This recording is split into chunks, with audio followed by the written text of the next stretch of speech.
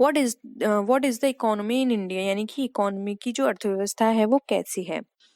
Socialist economy है, mixed है, single economy है, या फिर कैपिटलिस्ट इकोनॉमी है। तो फ्रेंड्स अगर हम इंडिया की बात करें तो इंडिया की जो इकोनॉमी है वो मिक्स्ड है, तो ऑप्शन बी हमारा करेक्ट है। ना ही प्रॉपर सोशलिस्ट है, ना ही प्रॉपर कैपिटलिस्ट है, ये मिक्स्ड है हमारी, इसलिए ऑप्शन बी हमारा करेक्ट है। नेक्स्ट क्वेश्चन पे आते हैं। In 1995 they were nationalised by joining the presidency bank of Bengal, Madras and Bombay. One bank were also renamed, what is the name of the bank. यानी कि फ्रेंड्स 1955 में बंगाल, मद्रास और बम्बई बैंक को मिलकर प्रेसिडेंसी बैंक बनी थी, जिसका राष्ट्रीयकरण किया गया। और ये एक बैंक बनी थी, इसके बाद जो प्रेसिडेंसी बैंक का राष्ट्रीयकरण किया गया तो उसको एक नया नाम दिया गया। वो नाम क्या है? पंजाब नेशनल बैंक है, सिंडिकेट बैंक है, स्टेट बैंक ऑफ इंडिया है, या फिर पंजाब एंड सिंध बैंक है।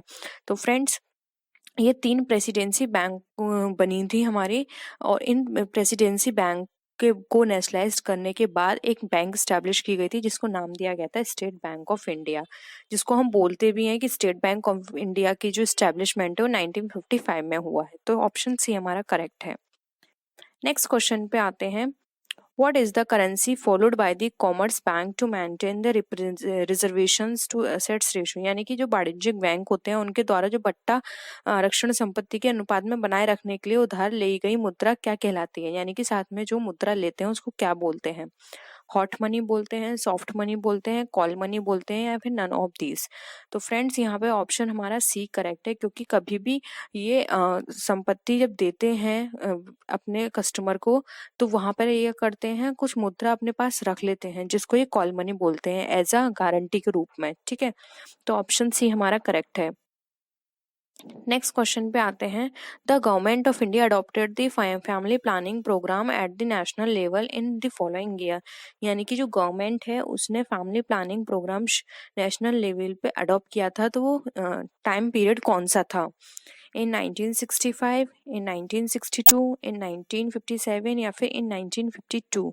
तो फ्रेंड्स वो जो टाइम पीरियड था वो था हमारा 1952। 1952 में फैमिली प्लानिंग को अडॉप्ट किया गया था, जिसके अनुसार ये देखा गया था कि जो पॉपुलेशन है बहुत ज़्यादा इंक्रीजिंग जा रही है, तो उसको मैनेज करने के लिए ये पॉलिसी को अडॉप्ट किया गया था। नेक्स्ट है, in which state is drip irrigation done. यानी कि ड्रिप सिंचाई किस राज्य में की जाती है? उत्तर प्रदेश, मध्य प्रदेश, महाराष्ट्र, या फिर राजस्थान। तो फ्रेंड्स अगर हम यहाँ पर ड्रिप सिंचाई की बात करें तो फ्रेंड ड्रिप सिंचाई राजस्थान में की जाती है, क्योंकि यहाँ पर क्या होता है, पानी की कमी है। तो पानी की कमी को पूरा करने के लिए, लेकिन साथ में एग्रीकल्चर को भी प्रॉपर पानी मिले, इसके लिए ड्रिप सिंचाई की जाती है, जिसके थ्रू वो धीरे धीरे पानी उसमें टपकता है, पौधों में जाता है, और पौधे भी वहां पर फिर हो पाते हैं। तो यहाँ पे ड्रिप जो इरिगेशन की बात की गई है वो राजस्थान में की जाती है। नेक्स्ट क्वेश्चन पे आते हैं। Who is the father of green revolution in India. यानी कि जो ग्रीन रिवोल्यूशन है उसके फादर कौन थे? इंडिया के पॉइंट ऑफ व्यू से हमें बताना है, हमें वर्ल्ड पॉइंट ऑफ व्यू से नहीं बताना है। ऑप्शंस है Norman बर्लॉन्ग, MS. Swaminathan, R K. Narasimham, या फिर डॉक्टर वेंगजी कुरियन। तो फ्रेंड्स अगर हम यहाँ पे इंडिया के कॉन्टेस्ट में बात करें तो ऑप्शन हमारा बी करेक्ट है। एम.एस. स्वामीनाथन ये ग्रीन रिवोल्यूशन के फादर कहे जाते हैं, और अगर हम वर्ल्ड लेवल पे बात करें तो वो है नॉर्मन बर्लॉन्ग। लेकिन यहाँ पे हमारा जो इंडिया के रेफरेंस में पूछा गया था इसका आंसर हमारा बी करेक्ट है, जो कि है एम.एस. स्वामीनाथन। नेक्स्ट क्वेश्चन पे आते हैं। What is the total value of goods and services produced in a country in a given time period? यानी कि किसी निश्चित समय अवधि में किसी देश में उत्पादित वस्तु सेवाओं के कुल मूल्य को क्या कहते हैं? यानी कि एक टाइम पीरियड के अंदर उस टाइम पीरियड में वस्तु सेवाओं को उत्पादित किया जाता है, और उसका जो प्राइस निकाला जाता है, टोटल प्राइस, उसको क्या बोलते हैं? Disposable income, national income, per capita income, या फिर नेट नेशनल इनकम। तो फ्रेंड्स यहाँ पर अगर हम बात करें तो इसको हम बोलेंगे नेशनल इनकम, क्योंकि फ्रेंड डिस्पोजेबल इनकम वो होती है जो हमारे सारे खर्चों को करने के बाद जो हमारे हाथ में बची हुई है, वो डिस्पोजेबल इनकम है। पर कैपिटा इनकम वो होती है जो हम ओवरऑल एवरेज निकालकर हम पर कैपिटा इनकम निकालते हैं पर पर्सन की। और नेट नेशनल इनकम वो होती है जिसमें से सारे इनडायरेक्ट और डायरेक्ट एक्सपेंसेस को घटा दिया जाता है। तो फ्रेंड्स यहाँ पर सिर्फ ये टोटल इनकम की बात करें तो ऑप्शन बी हमारा यहाँ पे करेक्ट है, जिसको बोलते हैं हम नेशनल इनकम। नेक्स्ट क्वेश्चन पे आते हैं, which one of the following function in an economy is not included in the work of the central bank, यानी कि किसी भी अर्थव्यवस्था में कौन सा कार्य है जो केंद्रीय बैंक के कार्य में शामिल नहीं किया जाता है। Act of foreign currency exchange, यानी कि फ्रेंड्स विदेशी मुद्रा विनिमय का कार्य। मॉनेटरी पॉलिसी कंट्रोल, यानी कि मौद्रिक नीति पर नियंत्रण। गवर्नमेंट स्पेंडिंग कंट्रोल, यानी कि सरकारी खर्च पर नियंत्रण। या फिर एक्ट एज बैंकर्स बैंक, यानी कि बैंकर के बैंक के रूप में कार्य करना। तो फ्रेंड्स यहाँ पर आप याद रखिए कि यहाँ पे नॉट दिया हुआ है, वर्ड नॉट इंक्लूडेड। अगर यहाँ पे नॉट नहीं होता तो हमारा आंसर कुछ और होता। तो यहाँ पर हमें नॉट दिया हुआ है, तो वो है गवर्नमेंट स्पेंडिंग कंट्रोल, यानी कि जो गवर्नमेंट है उसके खर्चों पर नियंत्रण करना। ये आरबीआई का काम नहीं है, किसी भी सेंट्रल बैंक का काम नहीं है। इसका काम होता है बैंकर के बैंक के रूप में कार्य करना, मॉनेटरी पॉलिसी को कंट्रोल करना और फॉरेन करेंसी को एक्सचेंज करना। तो यहाँ पे ऑप्शन सी हमारा करेक्ट है। नेक्स्ट है, what is brown revolution called, यानी कि भूरी क्रांति जो होती है वो किसे कहा जाता है। डेवलपमेंट ऑफ वाटर इंडस्ट्री, यानी कि चारा उद्योगों का विकास। डेवलपमेंट ऑफ मरीन प्रोडक्ट्स, यानी कि समुद्री उत्पादकों का विकास। Development of milk and milk products, यानी कि दुग्ध एवं दुग्ध उत्पादकों का विकास। या फिर development of food processing and soft drink industry, यानी कि भारत में खाद्य प्रसंस्करण एवं शीतल पेयों के उद्योगों का विकास। तो फ्रेंड्स अगर हम यहाँ पर बात की जाए भूरी क्रांति की, तो भूरी क्रांति हमें बताती है development of food processing and soft drink industry in India. ये हमें बताती है फूड इंडस्ट्री। जबकि फ्रेंड्स अगर हम यहाँ पर बात करें मिल्क के प्रोडक्ट के लिए, तो ये मिल्क के प्रोडक्ट के लिए यहाँ पे व्हाइट रिवोल्यूशन रखा गया है। तो यहाँ पे ऑप्शन हमारा क्या हो गया, डी करेक्ट है। नेक्स्ट आते हैं, why mechanisation of Indian industry is not possible to a significant level, यानी कि जो भारतीय कृषि जो है किसी महत्वपूर्ण स्तर पर यंत्रीकरण किस कारण से संभव नहीं है। स्मॉल होल्डिंग एरिया, यानी कि छोटे जोत क्षेत्र के कारण। शॉर्टेज ऑफ ट्रैक्टर्स, ट्रैक्टरों की कमी के कारण। फार्मर्स पॉवर्टी, किसानों की गरीबी के कारण। या फिर पीपल्स अपैथी, यानी कि जो लोगों के अंदर उदासीनता है इसके कारण। तो फ्रेंड्स हमारी कृषि में, भारतीय कृषि के अंदर महत्वपूर्ण स्तर तक यंत्रीकरण इसलिए संभव नहीं है क्योंकि यहाँ पर क्या है, स्मॉल होल्डिंग एरिया, यानी कि छोटे क्षेत्र हैं जिसमें हम वो टेक्निक यूज नहीं कर सकते, वो मशीन यहाँ नहीं लगा सकते हैं। इसलिए ऑप्शन 1 हमारा करेक्ट है। नेक्स्ट है, what is says full name, यानी कि जो सेज है उसका फुल नेम क्या है। Small economic zone, social economic zone, special economic zone या फिर सर्विस एंड इकोनॉमिक जोन। तो फ्रेंड्स अगर हम सेस की बात करें तो इसका जो फुल फॉर्म है वो है option C, special economic zones. Friends एक स्पेशल इकोनॉमिक्स जोन वो जोन है, वो यहाँ पे एक ऐसा सेक्टर है जिसके माध्यम से जो छोटे किसान होते हैं या फिर छोटे इंडस्ट्री होती हैं वो अपना माल इनको बेच देती हैं और फिर उनको किसी भी तरह की कोई भी टेंशन नहीं रहती है कि हमारा जो माल बन गया है वो हम अब किस तरह से बाजार में जाके उसको सेल आउट करेंगे। तो वो क्या करें, वो सेज को दे दें और सेज फिर उसको फर्दर आगे सेल कर देगी। तो ये सेज जो है वो हेल्प करती है उनके माल को बिकवाने में। ये सेज का जो एक ऑफिस है या हम बोल सकते हैं इंडस्ट्री है, ये एक नोएडा में भी है जो कि बहुत ही हेल्पफुल है। और जो भी किसान हैं जो अपना माल बेच नहीं सकते हैं, वो इतने कैपेबल नहीं है कि खुद बाहर जाएं दूसरे देश में वहां जाके अपने माल बेचें, तो वो सेज को अपना माल बेच सकते हैं और उससे अपनी जो भी उनकी कॉस्ट लगी है वो उसको ले सकते हैं। नेक्स्ट है, विच of the following is not a rabi crop, यानी कि जो रबी की फसल है वो इनमें से कौन सी नहीं है। व्हीट, फिर है हमारा थैट, राइस या फिर ग्राम। तो फ्रेंड्स हमारा अगर हम यहाँ पे बात करें इसकी रबी क्रॉप की यहाँ पर, तो फ्रेंड्स राइस जो है वो हमारा रबी क्रॉप के अंदर नहीं आता है, जबकि बाकी के ऑप्शंस जो हैं वो हमारे रबी क्रॉप के अंदर आते हैं। नेक्स्ट है, who was the first chairman of planning commission, यानी कि योजना आयोग के प्रथम अध्यक्ष कौन थे। पंडित जवाहरलाल नेहरू, केसी नियोग, प्रोफेसर पीसी महालनोबिस या फिर डॉक्टर राजेंद्र प्रसाद। तो फ्रेंड्स अगर हम योजना आयोग के अध्यक्ष की बात करें तो जो इसके प्रथम अध्यक्ष थे वो थे पंडित जवाहरलाल नेहरू। ये इसके पहले अध्यक्ष थे। नेक्स्ट है consumer goods for which the government spends the maximum amount, यानी कि वह उपभोक्ता वस्तु जिसके आयात के लिए सरकार महत्तम राशि खर्च करती है वो क्या है। फूड इंग्रेडिएंट है वो, यानी कि खाद्य पदार्थ। पेट्रोलियम प्रोडक्ट्स है, यानी कि हमारे पेट्रोलियम पदार्थ। मिनरल्स हैं, यानी कि खनिज पदार्थ। या फिर केमिकल सब्सटेंस है, जिसको हम रासायनिक पदार्थ भी बोलते हैं। तो फ्रेंड्स ऐसे कौन से इसमें हमें बताना है जिसके ऊपर सरकार सबसे ज्यादा खर्च करती है राशि। तो फ्रेंड्स वो है पेट्रोलियम प्रोडक्ट्स, क्योंकि और सारे प्रोडक्ट्स काफी सारे हम हमारे यहाँ ही होते हैं इंडिया के अंदर, लेकिन बहुत सारे ऐसे होते हैं कि हम उन्हें बाहर से मंगाते हैं। तो सबसे ज्यादा जो खर्चा किया जाता है वो किया जाता है पेट्रोलियम प्रोडक्ट पे।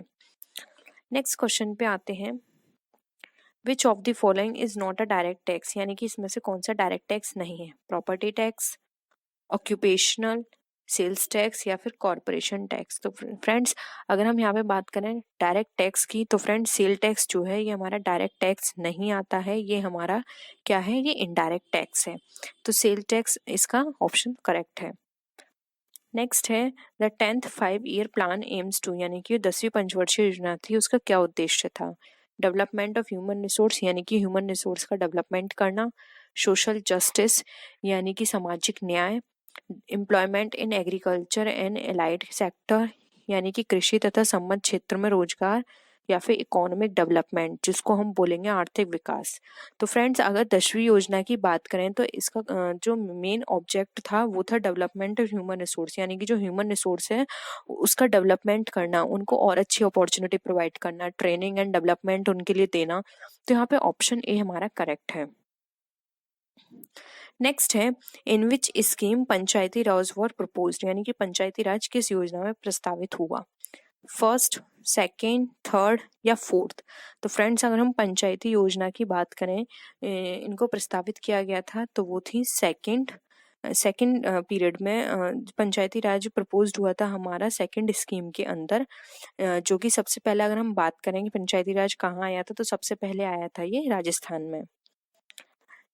नेक्स्ट हम बात करते हैं who is the ex officio chairman of planning commission, यानी कि योजना आयोग का पदेन अध्यक्ष कौन होता है। President, vice president, prime minister या फिर स्पीकर। तो फ्रेंड्स अगर हम योजना आयोग के पदेन अध्यक्ष की बात करें तो वो होता है हमारा प्राइम मिनिस्टर। अभी हमने फ्रेंड्स ये भी पूछा था कि फर्स्ट इसका अध्यक्ष कौन था, तो वो थे पंडित जवाहरलाल नेहरू, क्योंकि उस टाइम वो उसके प्राइम मिनिस्टर थे। तो जो उस टाइम प्राइम मिनिस्टर होता है वो इसका अध्यक्ष बनता है। Receipt bill is a part of which of the following, यानी कि जो प्राप्त बिल है निम्न में से किसका भाग होता है। लेजर का, ट्रायल बैलेंस का, जर्नल का या फिर फाइनल अकाउंट का। तो फ्रेंड्स प्राप्य बिल जो होते हैं वो हमारे जर्नल का पार्ट होते हैं, तो यहाँ पे ऑप्शन सी हमारा करेक्ट है। नेक्स्ट है why is government interested in accounting information, यानी कि जो गवर्नमेंट है वो अकाउंटिंग इंफॉर्मेशन में इंटरेस्टेड क्यों होती है, यानी उसमें रुचि क्यों लेती है।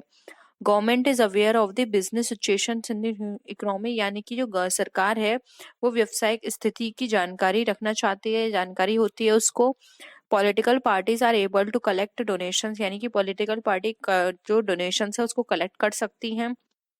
फॉर हाई टैक्सेशन के लिए, या फिर for tax assessment and defence policy determination, यानी कि कर निर्धारण या फिर रक्षा नीति निर्धारण हेतु। तो फ्रेंड्स सरकार लेखांकन इंफॉर्मेशन जो भी हमारे अकाउंटिंग इंफॉर्मेशन होते हैं उनमें इंटरेस्ट इसलिए देती है क्योंकि उससे इंफॉर्मेशन मिल जाती है कि कंट्री के अंदर जो बिजनेस है उनकी क्या सिचुएशंस हैं, जिसके अकॉर्डिंग वो पॉलिसी बनाने में उनको हेल्प मिलती है, और साथ ही साथ उन्हें किसी भी तरह की कोई भी प्रॉब्लम होती है तो ईजिली वो उसके लिए एक्शंस ले सकती हैं। तो ऑप्शन ए हमारा करेक्ट है। नेक्स्ट क्वेश्चन है Which of the following is the amount withdrawal for purchase for personal use by the business owners, यानी कि अगर कोई भी व्यापारी अपने व्यापार से किसी भी तरह की राशि निकालता है तो उसको लिए हम कौन सा टर्म यूज करते हैं। द कमीशन, इंटरेस्ट, कैश या फिर विड्रॉल। तो फ्रेंड्स यहाँ पर जो हमारा ऑप्शन है, अगर हम ऑप्शन के अकॉर्डिंग देखें तो यहाँ पर इसका जो राइट आंसर होगा उसको हम बोलते हैं ड्राइंग्स। लेकिन फ्रेंड्स ऑप्शन में हमारे ड्राइंग्स कहीं भी गिवन नहीं है, तो कमीशन तो ये बिल्कुल हो नहीं सकता, इंटरेस्ट बिल्कुल भी नहीं होगा और कैश कैश भी नहीं होगा। तो हम इसका राइट आंसर मानेंगे डी, विड्रॉल। कई बार फ्रेंड्स एग्जाम में इस तरह के क्वेश्चन आ सकते हैं और ये प्रीवियस ईयर का ही क्वेश्चन है, तो यहाँ पे विड्रॉल ऑप्शन में आया था, तो आपको विड्रॉल ही टिक करना है। क्योंकि आप देख लीजिए, वैसे आप सबको पता होगा कि ये ड्राइंग ही है इसका आंसर, लेकिन कई बार ऐसे होते हैं कि वो किसी और टर्म में भी उसको एक्सप्रेस कर सकते हैं, लिख सकते हैं। तो आपको वहां पे एलिमिनेशन मेथड से देखना है कि ये ऑप्शन नहीं हो सकते, तो यही इसका करेक्ट आंसर होगा। तो ऑप्शन डी हमारा करेक्ट है। नेक्स्ट आते हैं, how to assess general principles of accounting, यानी कि जो लेखांकन के सामान्य सिद्धांत हैं उसकी परख कैसे की जा सकती है। कॉस्ट के बेसिस पर, on the basis of simplicity, on the basis of utility, या फिर on the basis of elasticity. तो फ्रेंड्स लेखांकन के सिद्धांत होते हैं, उसका हम परख कर सकते हैं उसकी यूटिलिटी के बेसिस पे, यानी कि कोई भी जो हम ट्रांजेक्शन कर रहे हैं उसकी क्या यूटिलिटी है। तो ये प्रिंसिपल ऑफ अकाउंटिंग भी है कि हम यूटिलिटी के बेसिस पर उसको असेस कर सकते हैं। तो हमारा ऑप्शन सी करेक्ट है। नेक्स्ट क्वेश्चन पे आते हैं, लेजर इज प्रिपेयर्ड, यानी कि खाता बही तैयार की जाती है। फ्रॉम परचेज बुक ओनली, यानी कि परचेज बुक से, सेल्स ओनली, सेल्स से, कैश ओनली, कैश से, from the books of account and journal, यानी कि जो प्रारंभिक लेखे की बहियां और जर्नल से हम पता कर सकते हैं। तो फ्रेंड्स खाता बही हम तैयार कर सकते हैं from the books of accounts and journals, यानी कि जर्नल से या फिर हमारे जो हमारे अकाउंटिंग की बुक्स होती हैं उनसे हम अपने लेजर को प्रिपेयर कर सकते हैं। तो ऑप्शन डी हमारा करेक्ट है।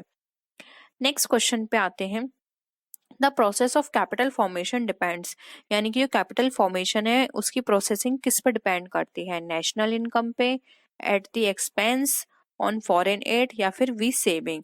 तो फ्रेंड्स अगर हम बात करें कैपिटल फॉर्मेशन की कि वो किस पे निर्भर करती है, तो फ्रेंड्स कैपिटल फॉर्मेशन हमारी निर्भर करती है सेविंग्स पे, कि हम कितना सेव करके चल रहे हैं, क्योंकि सेव करेंगे तभी हमारी कैपिटल फॉर्मेट होगी, उसका फॉर्मेशन होगा।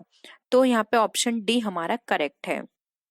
नेक्स्ट क्वेश्चन पे आते हैं, contains the word attainment, attainment word जो है वो किसके लिए यूज किया गया है या फिर उसके अंदर क्या क्या सम्मिलित हैं।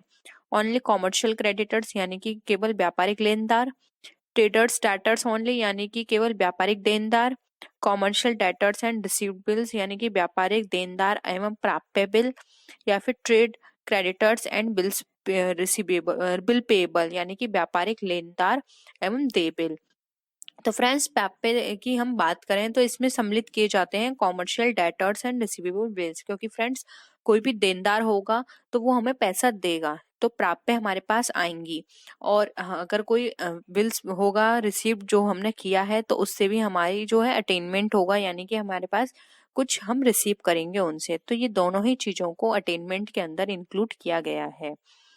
नेक्स्ट क्वेश्चन पे आते हैं, which of the following determines what to do, यानी कि इनमें से कौन हमें निर्धारित करेगा कि हमें क्या करना है।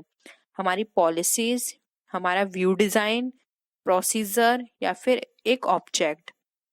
तो फ्रेंड्स हमें क्या करना है, ये हमें निर्धारण करेंगे हमारे ऑब्जेक्ट, क्योंकि ऑब्जेक्ट के बेसिस पे ही हमें एक आउटलाइन मिल जाएगी कि हमारे ये ऑब्जेक्ट है, अब हमें इस वे में चलना है, हमें इसको टारगेट करना है, इसको अचीव करना है।